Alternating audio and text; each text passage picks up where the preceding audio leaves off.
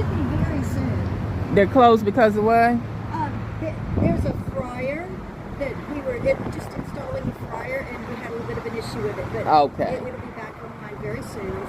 Car behind me. Everybody's pulling up trying to get some ice cream, but it ain't happening today. Not at this Dairy Queen location. Look at that. And there's somebody who's trying to turn in. Yeah. They gonna miss a lot. That woman there, she keep telling everybody. They gonna miss a lot of business today.